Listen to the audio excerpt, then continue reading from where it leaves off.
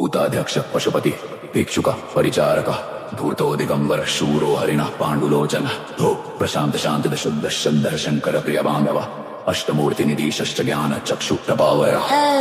अष्टाधार षडाधार फलपायत्र षट्साका भूपरो भूतमादिशो भूपत्य दुधुरञ्जना कंबारोधारी मुंडी चनारी यत्रो कविता हंसंकारो न स्वस्तं विमारं शोभनस्ताका शुद्ध नीलांजन प्रत्युदैत मुंडभूषित बलिभु नाथो बालो अबाल पराक्रम